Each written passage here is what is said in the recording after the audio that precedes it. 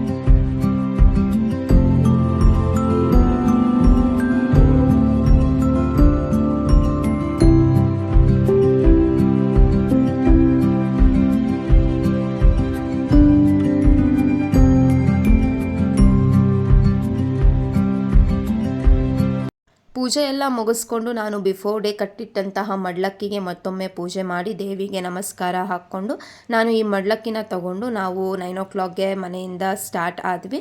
ಇಲ್ಲಿ ನಾನು, ನಮ್ಮ ಅಜ್ಜಿ, ನಮ್ಮ ಹಸ್ಬೆಂಡು, ಅಪ್ಪ, ಅಮ್ಮ ಎಲ್ಲ ನಾವು ಒಂದು ಕಾರಲ್ಲಿ ಹೋಗ್ತಿದ್ದೀವಿ. ಇನ್ನು ನಮ್ಮ ಅಕ್ಕ, ಬಾವ ಅವರೆಲ್ಲ ಇನ್ನೊಂದು ಕಾರಲ್ಲಿ ಬರ್ತಿದ್ರು. ಇನ್ನು ನಮ್ಮ ರಿಲೇಟಿವ್ಸ್ಗೆಲ್ಲ ನಾವು ಹೇಳಿದ್ವಿ, ನಿಯರ್ ಬೈ ಯಾರ್ಯಾರಿದ್ದಾರೋ ನಾವು ಅವ್ರಿಗೆಲ್ಲ ಅನ್ನಪ್ರಾಶನಾಗೆ ಹೇಳಿದ್ವಿ. ನಮ್ಮ ಅಕ್ಕ ಮಗಳಿಗೂ ಅಷ್ಟೇ ನಾವು ಗಾಯತ್ರಿ ದೇವಸ್ಥಾನದಲ್ಲಿ ಅವಳಿಗೆ ಅನ್ನಪ್ರಾಶನ ಮಾಡಿಸಿದ್ದು. ಇವನಿಗೆ ಎಲ್ಲ ಅನ್ನಪ್ರಾಶನ ಮಾಡಿಸ್ತಿದ್ವಿ ಅಂತ ಅಂತ ಹೇಳಿದ್ರೆ ಆನೇಕಲ್ ತಾಲೂಕಲ್ಲಿ ಇರುವಂತಹ ಅನ್ನಪೂರ್ಣೇಶ್ವರಿ ದೇವಸ್ಥಾನ ರಾಚಮಾನಹಳ್ಳಿಯಲ್ಲಿ ಬರುತ್ತೆ. ಇದು ನನಗೆ ಈ ದೇವಸ್ಥಾನ ಅಲ್ಲಿದೆ ಅಂತ ಹೇಳಿ ಖಂಡಿತವಾಗ್ಲೂ ಗೊತ್ತಿಲ್ಲ. ನನಗೆ ಈ ರೋಡ್ ನೋಡ್ತಾ ಇದ್ರೆ ನನಗೆ ಟ್ರಸ್ಟ್ ಮೀ ನನಗೆ ಹೊರನಾಡುನೇ ನೆನಪಾಗ್ತಿತ್ತು. ನಾವು ಅದೇ ದೇವಸ್ಥಾನಕ್ಕೆ ಹೋಗ್ತಿದ್ದೀವೇನೋ ಅನ್ನೋ ಥರ ಇತ್ತು ಕ್ಲೈಮೇಟು ಇದೆಲ್ಲ. ನಾನು ಇಷ್ಟು ಹತ್ರ ಇದ್ರೂ ಫಸ್ಟ್ ಟೈಮ್ ನಾನು ಈ ಟೆಂಪಲ್ನ ನೋಡ್ತಾ ಇದ್ದಿದ್ದು. ನಮ್ಮ ಹಸ್ಬೆಂಡ್ ಆಲ್ರೆಡಿ ಈ ಟೆಂಪಲ್ನ ನೋಡಿದ್ರು, ಬಟ್ ನಾನು ಯಾವತ್ತೂ ಈ ದೇವಸ್ಥಾನಕ್ಕೆ ಇಷ್ಟು ಹತ್ರ ಇದ್ರೂ ಬಂದಿಲ್ಲ. ಇದು ದೇವಸ್ಥಾನದ ಔಟ್ಸೈಡು. ಕಾರ್ ಪಾರ್ಕಿಂಗ್ ಅಂತೂ ಎಷ್ಟು ಸ್ಪೇಸ್ ಇದೆ, ಎಷ್ಟು ಪೀಸ್ಫುಲ್ ಆಗಿದೆ. ಇದು ದೇವಸ್ಥಾನ ಇರೋದು ಒಂದು ಲೇಔಟ್ ಒಳಗಡೆ, ನೀವು ಇಲ್ಲಿ ನೋಡ್ಬೋದು. ಇದು ಅನ್ನಪೂರ್ಣೇಶ್ವರಿ ಚಕ್ರ ಸಮೇತ ಶ್ರೀ ಅನ್ನಪೂರ್ಣೇಶ್ವರಿ ದೇವಾಲಯ. ಇದು ರಾಚಮಾನಹಳ್ಳಿಯಲ್ಲಿರೋದು. ನಾವಿಲ್ಲಿಗೆ 9:30ಗೆ ರೀಚ್ ಆಗಿದ್ವಿ. ಅಲ್ಲಿ ಆಯುಧ ಪೂಜೆ ನವರಾತ್ರಿಗಳಲ್ಲಿ ತುಂಬ ಚೆನ್ನಾಗಿ ಪೂಜೆ ಮಾಡ್ತಾರೆ ಅಂತ ನಮಗೆ ಮೊದಲೇ ಹೇಳಿದರು.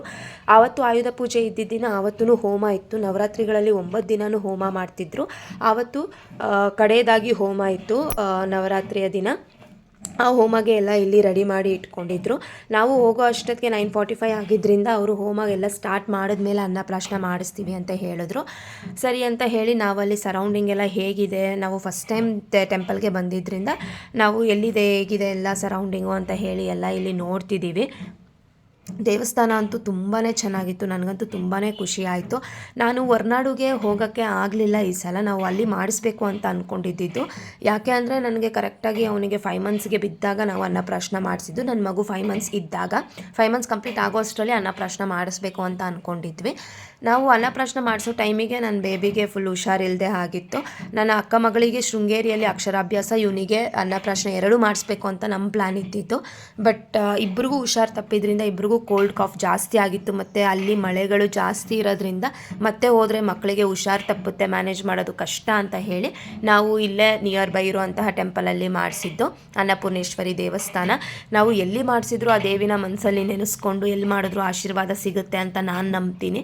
ನಾವಿಲ್ಲಿ ಹೋಮಗೆ ಎಲ್ಲ ರೆಡಿ ಆದಮೇಲೆ ನಮಗೆ ಐನೋರು ಬಂದು ಇಲ್ಲಿ ನಮಗೆ ಅನ್ನಪೂರ್ಣೇಶ್ವರಿ ದೇವಿ ಮುಂದೆ ದೀಪಾರಾಧನೆ ಎಲ್ಲ ಮಾಡಿಸಿ ಅನ್ನಪ್ರಾಶನಾಗೆ ರೆಡಿ ಮಾಡಿದ್ರು.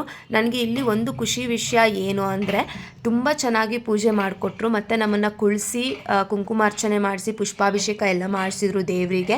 ಮೊದಲಿಗೆ ನಾವು ಯಾವುದೇ ಒಂದು ಕಾರ್ಯಕ್ರಮ, ಏನೇ ಒಂದು ಪೂಜೆ ಸ್ಟಾರ್ಟ್ ಮಾಡಬೇಕಂದ್ರೂ ಗಣಪತಿನ ನಾವು ಆರಾಧನೆ ಮಾಡಲೇಬೇಕು. ಮೊದಲಿಗೆ ಗಣಪತಿ ಪೂಜೆ ಮಾಡಿಸಿದ್ರು ನಮ್ಮ ಕೈಯಲ್ಲಿ. ಆನಂತರ ಅನ್ನಪ್ರಾಶನದು ಏನಿದೆಯೋ ಅದೆಲ್ಲ ಮಂತ್ರ ಎಲ್ಲ ಹೇಳಿಸಿ ಯಾಕೆ ನಾವು ಅನ್ನಪ್ರಾಶನ ಮಾಡಿಸ್ತೀವಿ, ಏನು ಅದರ ಪ್ರೊಸೀಜರು, ಯಾಕೆ ಮಾಡಿಸ್ಬೇಕು ಅಂತ ಹೇಳಿದರು.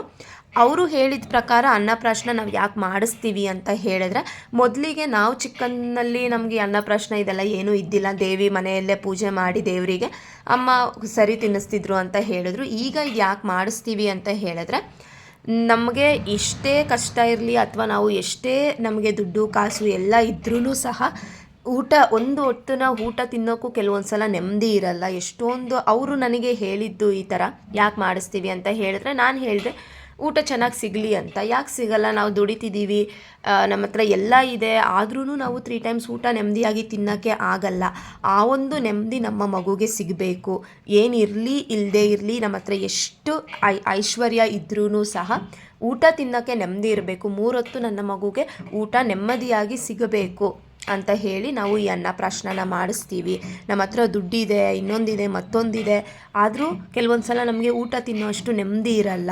ಅದು ನನಗೆ ಅವ್ರು ಹೇಳಿದ ಪಾಯಿಂಟು ತುಂಬಾ ಇಷ್ಟ ಆಯಿತು. ಎಷ್ಟೊಂದು ಸಲ ನಿಜ ಅಲ್ವಾ, ನಾವು ಎಷ್ಟೊಂದು ಅರ್ನ್ ಮಾಡ್ತಿರ್ತೀವಿ, ನಮ್ಮ ಹತ್ರ ಎಲ್ಲ ಇರುತ್ತೆ, ಆದರೆ ಕೆಲವೊಂದು ಸಲ ನಮ್ಗೆ ಊಟ ತಿನ್ನೋಕ್ಕೆ ಟೈಮೇ ಸಿಗಲ್ಲ. ಹರಾತುರಿಯಲ್ಲಿರ್ತೀವಿ, ಅರ್ಜೆಂಟಲ್ಲಿರ್ತೀವಿ. ಕೆಲವೊಂದು ಸಲ ನಾವು ಮಾರ್ನಿಂಗ್ ಬ್ರೇಕ್ಫಾಸ್ಟ್ನ ಸ್ಕಿಪ್ ಮಾಡಿಬಿಟ್ಟಿರ್ತೀವಿ. ಇದೆಲ್ಲ ನಮ್ಮ ಮಗುಗೆ ಆಗಬಾರ್ದು. ಏನೇ ಆಗಲಿ ಅವನಿಗೆ 3 ಹೊತ್ತು ಊಟ ಚೆನ್ನಾಗಿ ಸಿಗಬೇಕು, ನೆಮ್ಮದಿಯಾಗಿ ಅವನು ಊಟ ಮಾಡಬೇಕು ಅಂತ ಹೇಳಿ ನಾವು ಈ ಅನ್ನಪ್ರಾಶನ ಮಾಡಿಸ್ಬೇಕು. ಅದನ್ನೇ ನೀವು ಮನಸ್ಸಲ್ಲಿನೂ ಸಹ ಅಂದ್ಕೊಳ್ಳಿ ಅಂತ ನಮಗೆ ಸ್ವಾಮಿಗಳು ಹೇಳಿದ್ರು. ಅವ್ರು ಹೇಳಿದ್ದು ನನಗೆ ತುಂಬಾ ಇಷ್ಟ ಆಯಿತು. ನಿಜ ಅಲ್ವಾ ಅಂತ ನಾನು ಅಂದ್ಕೊಂಡೆ.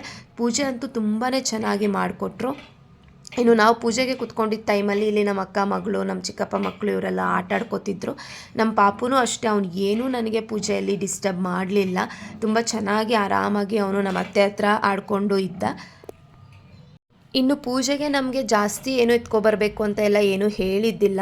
ಊಟನೂ ಅಷ್ಟೇ, ಪಾಪುಗೆ ನಾವು ಏನು ತಿನ್ನಿಸ್ತೀವೋ ಅದು ದೇವಿ ನೈವೇದ್ಯನೇ ಆಗಿರಬೇಕು ಅಂತ ಹೇಳಿ ಮುಂಚೆನೇ ನಮಗೆ ಹೇಳಿದರು. ನಾವು ಆವತ್ತಿನ ದಿನ ದೇವಿಗೆ ಏನು ನೈವೇದ್ಯ ಇಡ್ತೀವೋ ಮಗುಗೂ ಅದನ್ನೇ ಇಡ್ತೀವಿ ಅಂತ ಹೇಳಿ ಅದನ್ನೆಲ್ಲ ಅವರೇ ತೊಗೊಬಂದಿದ್ರು. ನಾವು ಪೂಜೆ ಸಾಮಾನು ಏನಿದೆಯೋ ಅದನ್ನು ಮಾತ್ರ ತೊಗೊಬನ್ನಿ ಅಂತ ಹೇಳಿದರು. ಮುಂಚೆನೇ ನಮಗೆ ಕಂಪಲ್ಸರಿ ತಂದೆ ಪಂಚೆ ಮತ್ತು ಶಲ್ಯ, ತಾಯಿ ಸೀರೆಯಲ್ಲೇ ಬರಬೇಕು ಅಂತ ಹೇಳಿ ಇನ್ಸಿಸ್ಟ್ ಮಾಡಿದರು. ನಾವು ಯಾವುದೇ ರೀತಿಯಾದ ಬೇರೆ ಡ್ರೆಸ್ ಕೋಡ್ ಹಾಕ್ಕೊಂಡು ಹೋಗೋ ಹಾಗಿರಲಿಲ್ಲ. ಅದೇ ರೀತಿಯಾಗಿ ನಾವು ಸೀರೆ ಮತ್ತು ಪಂಚಶಲ್ಯದಲ್ಲೇ ಹೋಗಿದ್ವಿ. ಪೂಜೆ ಸಾಮಾನು ಮಾತ್ರನೇ ತರಕ್ಕೆ ಹೇಳಿದರು. ಮತ್ತು ಬೆಳ್ಳಿ ಬಟ್ಲು, ಅದು ದೇವಿ ಹತ್ರ ಇರುವಂತಹ ಬೆಳ್ಳಿ ಬಟ್ಲೆ ಆಗಿರ್ಬೋದು ಅಥವಾ ನೀವು ಮನೆಯಲ್ಲೇಂದ ತಗೊಬಂದರೂ ಅದೂ ಓಕೆ ಅಂತ ಹೇಳಿದರು. ನಾವು ಜಸ್ಟ್ ಬೆಳ್ಳಿ ಬಟ್ಲನ್ನ ನಾವು ಮನೆಯಿಂದನೇ ತೊಗೊಂಡು ಹೋಗಿದ್ವಿ. ಇನ್ನು ಪ್ರಸಾದ ಅದೆಲ್ಲ ಅವರೇ ಕೊಟ್ಟರು. ಹೇಗೆಲ್ಲ ಅನ್ನಪ್ರಾಶನ ಆಯಿತು ಅಂತ ಹೇಳಿ ನೀವೇ ನೋಡ್ಕೊಬನ್ನಿ.